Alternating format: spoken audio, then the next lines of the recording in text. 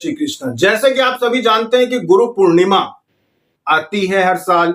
अब देखते हैं कि हाँ भाई आज गुरु पूर्णिमा है। बहुत सारे लोग किसी की भी पूजा करते हो, वो कह देते हैं कि भाई अभी हमारे गुरु जी हैं और हम आज गुरु पूर्णिमा है तो चलो आज इनके सामने दिया लगा देते हैं और सब कुछ सही है। लेकिन गुरु पूर्णिमा का महत्व समझना बहुत जरूरी है कि क्यों, कैसे और क्या करना चाहिए। और इसका पहले तो महत्व की बात करें कि गुरु पूर्णिमा का महत्व क्या होता है। देखिए, आप अगर देखेंगे कि जब से सृष्टि का निर्माण हुआ है तब से जब एक मनुष्य एक परिवार में जन्म लेता है तो उस परिवार में उसको पारिवारिक चीजों के बारे में तो ज्ञान हो जाता है कि कैसे खाना खाना है, कैसे स्नान करना है, कैसे कपड़े पहनना है, अपने परिवार समाज के हिसाब से किस तरह से आपको क्या चीजें करनी है, क्या बोलना है, क्या नहीं बोलना है, क्या काम करना है, कैसे आपको धन अर्जित करना है। ये सारी चीजें आप जिस परिवार में आप जन्म लेते हो वो परिवार आपको सिखाता है। लेकिन बहुत सारी तकलीफें ऐसी भी जीवन में होती है जिनका ज्ञान परिवार नहीं सिखा पाता, क्योंकि जब तक वो तकलीफें आएंगी नहीं आप उस चीज को समझेंगे नहीं।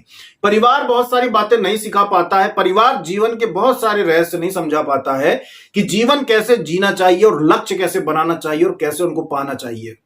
ये चीजें जो होती हैं ये गुरु सिखाता है। गुरु का उद्देश्य क्या होता है? मार्गदर्शन करना। एक जीवात्मा यानी कि एक मनुष्य जब जन्म लेता है तो उसका जन्म सफल हो और वो मोक्ष की तरह बढ़े, साथ में उसके परिवार के लोगों का भरण पोषण भी ईमानदारी से धर्म पूर्वक वो व्यक्ति करे, ये मार्गदर्शन करे, ऐसा गुरु का कर्तव्य होता है। गुरु वो होता है जो इस प्रकार के मार्गदर्शन करना उचित समझे और करे, लोगों को वो चीज सिखाए कि आपको किस तरह से जीवन जीना है।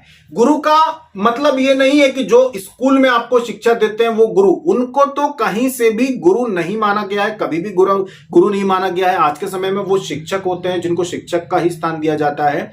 गुरु को आप माता पिता को गुरु मानते हैं कि भाई ये भी गुरु है क्योंकि ज्ञान देते हैं, तो उनको भी एक हद तक ही गुरु का ज्ञान देने वाले तो माना जाता है, लेकिन गुरु उनको भी नहीं माना जाता जो आध्यात्मिक गुरु होता है, जो भक्ति मार्ग पे लाता है, जो मोक्ष मार्ग पे ले आता है।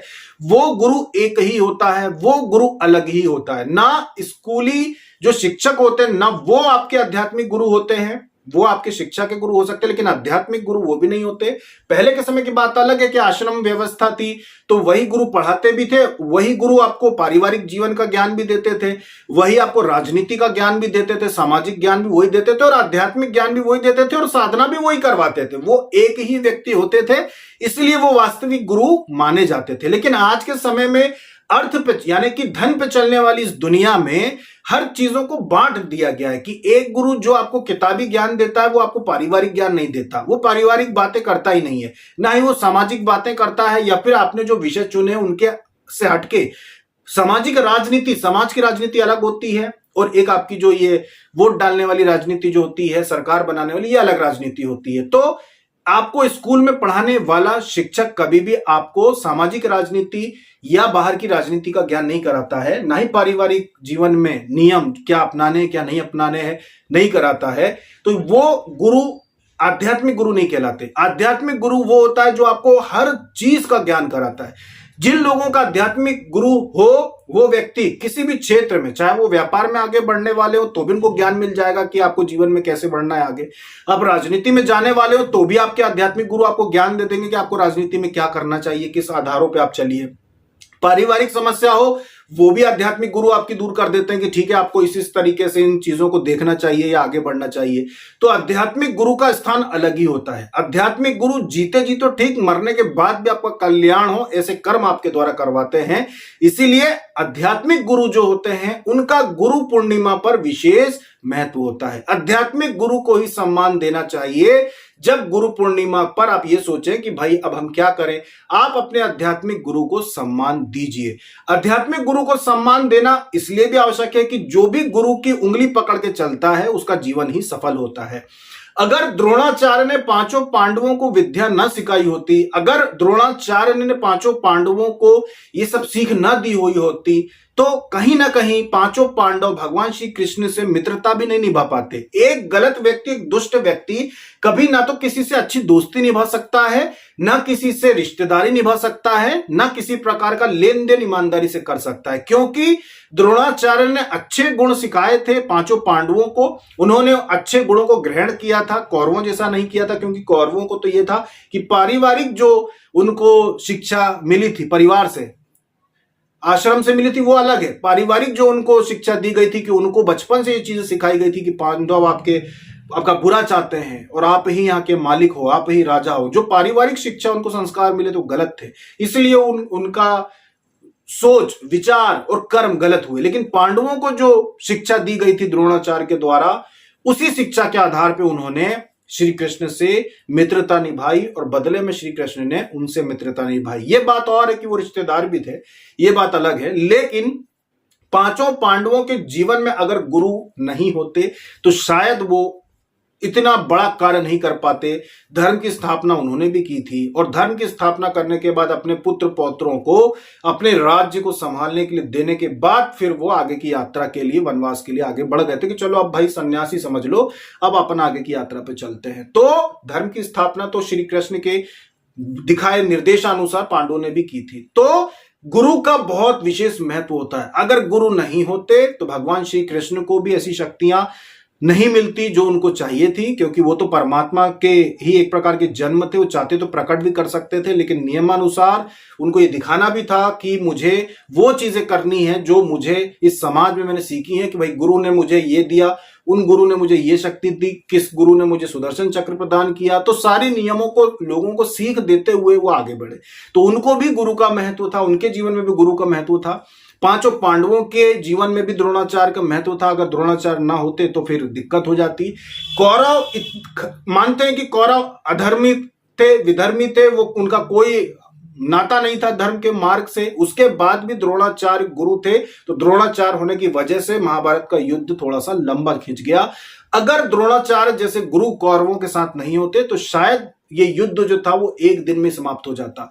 इतने महान गुरु के होने की वजह से ही कौरव भी इतने दिन तक लड़ पाए। हालांकि क्योंकि अधर्म के मार्ग पे थे इसलिए उनका विनाश होना ही था।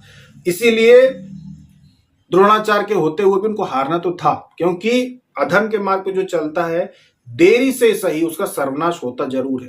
तो गुरु का बहुत महत्व होता है। गुरु दूसरे जो धर्म है, बहुत सारे ऐसे लोग हैं जो धर्म कह रहे हैं, मानते हैं कि बहुत सारे लोग कहते हैं कि भाई सिर्फ सनातन धर्म एक धर्म है, मानते हैं कि धर्म एक ही है, लेकिन फिर भी आप लोगों को आसानी से समझ में आ जाए इसलिए हम कह रहे हैं कि दूसरे जो धर्म है या दूसरे भगवान को मानने वाले जो लोग हैं वो भी गुरु पूजा ही करते हैं। उन्होंने मुख्यतः वो यही किया कि भाई हम गुरु पूजा करते हैं। उसकी शुरुआत की भी एक कथा है, शुरुआत का भी एक कारण है कि जब जरूरत से ज्यादा, आवश्यकता से ज्यादा जो भेदभाव हमारे देश में हो रहा था, जिस समय कि मंदिरों में बहुत सारे लोगों को जाने नहीं दिया जाता था, नदी पे नहाने नहीं दिया जाता था, कि आप अनाज को नहीं छू सकते, आप बीच बाजार में से नहीं गुजर सकते, आप गांव के बीच में से नहीं निकल सकते, आप गांव के बाहर से जाओ, दूसरे रास्ते से निकल के जाओ, गांव के बीच में से नहीं जाओगे, आप मंदिर में नहीं जाओगे, आप साधारण स्थान पे आप नहा नहीं सकते, आपकी अगर मृत्यु हुई है तो आप अंतिम संस्कार नदी पे नहीं कर सकते, आप जंगल में आपको जलाया जाए या नालों पे आपको जलाया जाए। तो जब बहुत बड़ी संख्या में भेदभाव चल रहा था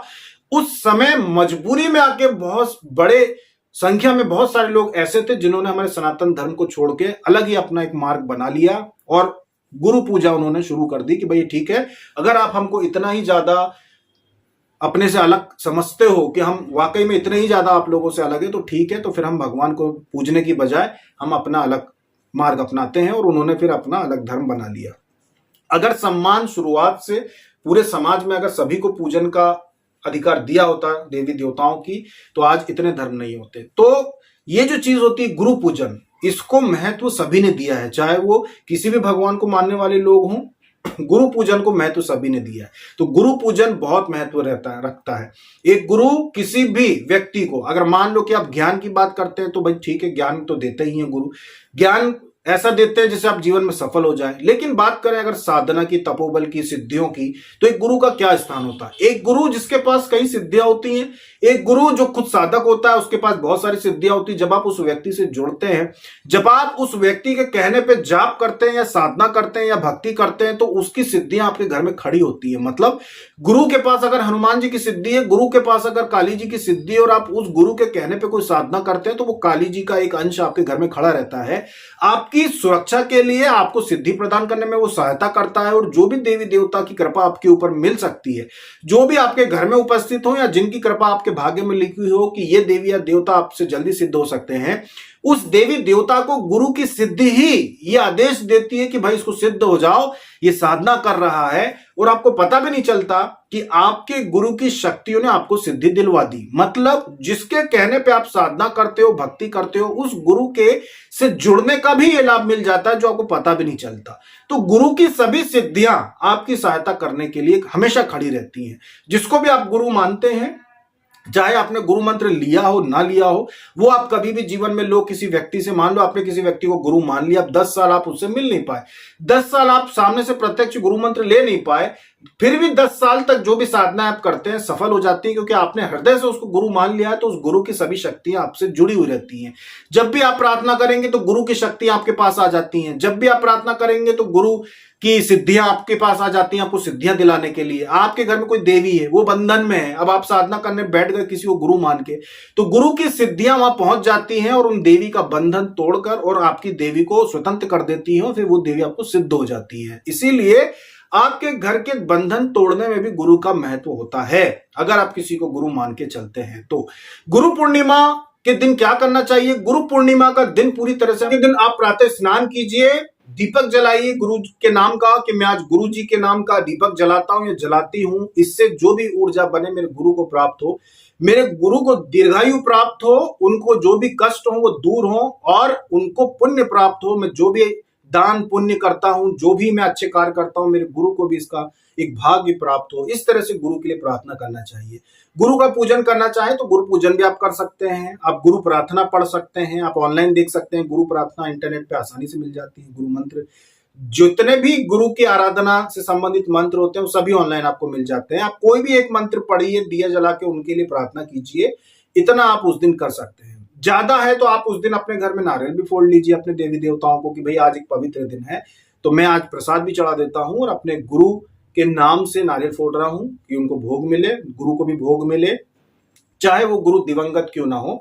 आप गुरु पूजन कर सकते हैं। आप फूल माला ले आइए, फूल माला चढ़ा दीजिए उनको उनके नाम से, और आप उनके नाम का दिया लगा दीजिए और प्रार्थना कर लीजिए दीर्घायु के लिए, कि आपके गुरु को जितना भी वो पूजा पाठ करते हैं सब में सफलता मिले। और आप अपने गुरु के लिए प्रार्थना कीजिए कि उनके, आपके गुरु के पुण्य बढ़ते जाएं। तो जब बहुत बड़ी संख्या में लोग एक व्यक्ति को गुरु मान के लिए उनके लिए पूजन करते हैं, उनके लिए प्रार्थना करते हैं, तो उसका लाभ गुरु को मिलता है। और जब लाभ मिलता है, जब आपने अपनी भक्ति में से कुछ अंश अपने गुरु को दिया है, मतलब जब आपने उनके लिए प्रार्थना की, आपकी प्रार्थना से गुरु को लाभ जरूर मिलेगा, तो फिर गुरु के द्वारा भी जो सिद्धियां प्राप्त की जाती हैं उनका लाभ भी आपको मिलता है।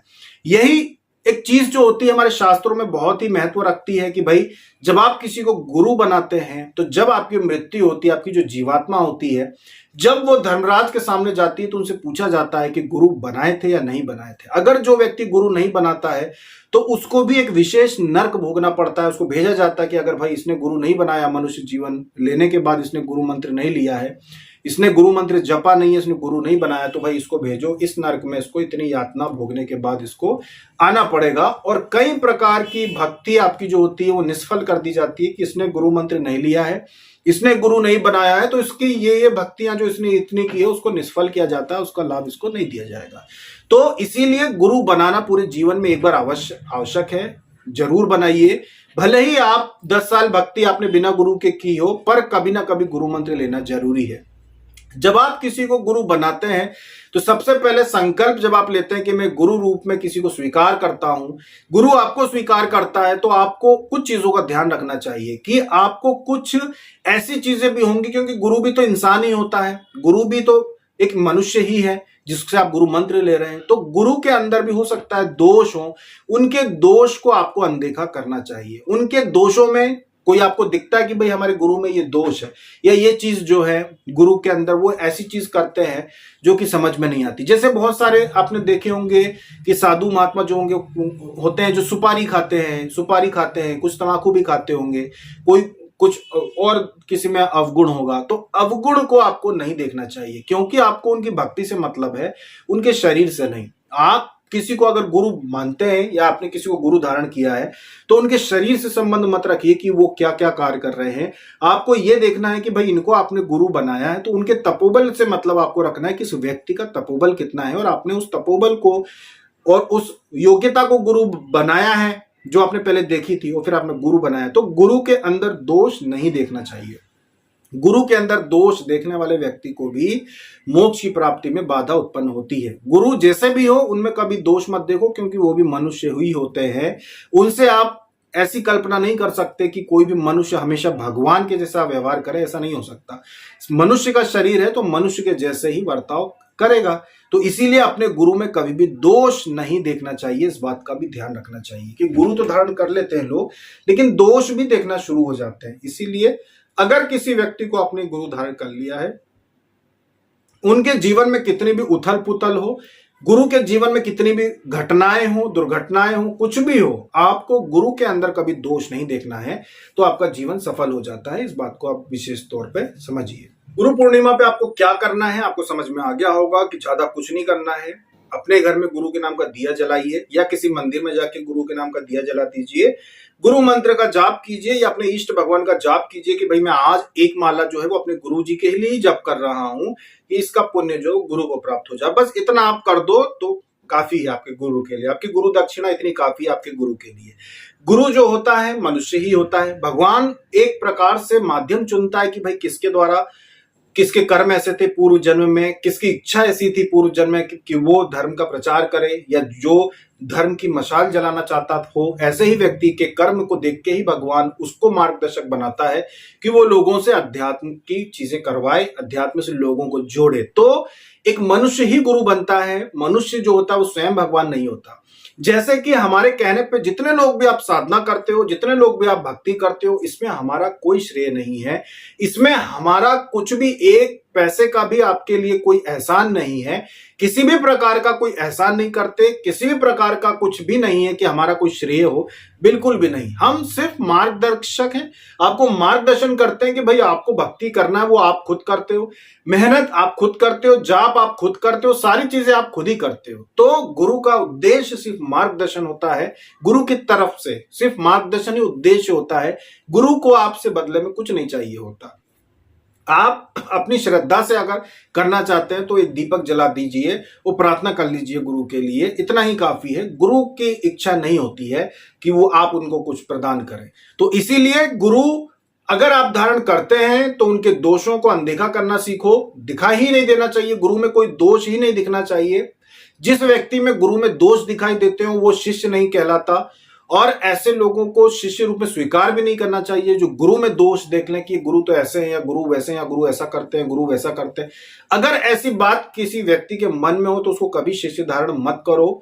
जो लोग गुरु दीक्षा देते हो, गुरु मंत्र देते हो, उनके लिए बात है कि अगर कोई व्यक्ति आपको लगता है कि आपके दोष भी देखता है या आपके अंदर इसको कोई दोष नजर आया है और आपको पता चल जाए कि इसने आपके अंदर कोई दोष देखा था, ऐसे व्यक्ति को गुरु कभी भी आप शिष्य मत धारण करो, कभी भी शिष्य स्वीकार मत करो, कभी भी शिष्य ऐसा नहीं करना। क्यों? क्योंकि गुरु और शिष्य का जो रिश्ता होता है वो तपोबल का होता है। अब कोई शिष्य बनना चाहता है, अब उसके पारिवारिक जीवन में हो सकता है उसमें बहुत सारे दोष हो, तो गुरु उनको नहीं देखता किसके अंदर क्या दोष है। क्यों? क्योंकि गुरु जो होता है उसे भी सिर्फ श्रद्धा से मतलब होता है कि अगर इसकी श्रद्धा है अध्यात्म से जुड़ने की तो इसको गुरु मंत्र मिलना चाहिए। इसके दोष तो अपने आप ही दूर हो जाएंगे, उनको देखने की आवश्यकता नहीं है कि इसके अंदर क्या दोष है, अपने आप दूर हो जाएंगे। जैसे कि देवी देवताओं की जब आप साधना करते हैं तो वो आपके कई प्रकार के ऐसे कर्म होते हैं जिनको अनदेखा करके और आपको सिद्धि प्रदान कर देते हैं कि इसको सिद्धि मिलना चाहिए। हो सकता है सिद्धि मिलने के बाद इसके कर्म बदल जाए। तो इसी तरीके से आपको जीवन में आगे बढ़ना चाहिए, दोष नहीं देखना चाहिए।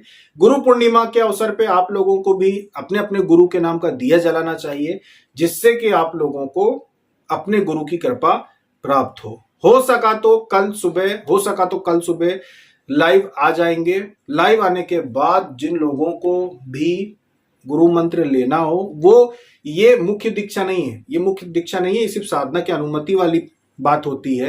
ये एक प्रकार की अनुमति वाली दीक्षा होती है कि हम आपको अनुमति दे रहे होते हैं मात्र। मुख्य रूप से गुरु धारण करने के लिए तो पूरा विधि विधान से मंत्र दिया जाता है। यहाँ जो हम आपको वीडियो के माध्यम से देते हैं वो अनुमति मात्र होती है। एक प्रारंभिक दीक्षा समझ लीजिए कि आपका तपोबल बढ़ जाए, आपकी कुंडलिनी का शुद्धिकरण हो जाए, आपको आंशिक रूप से या प्रत्यक्ष सिद्धियां भी मिल जाए। मुख्य दीक्षा जो होती है वो अलग से होती है, सामने खड़े करके दी जाती है, वो अलग होती है। उसकी विधि भी वास्तविक जो विधि होती है, वास्तविक विधि भी वो भी थोड़ी अलग होती है। तो अगर गुरु पूर्णिमा के दिन लाइव आते हैं सुबह के समय पे प्रातः काल, तो आप लोगों को जो प्रारंभिक जो मुख्य 2-3 मंत्र होते हैं वो देंगे, वो आप धारण कर सकते हैं। अभी तक के लिए इतना ही। जय श्री कृष्णा।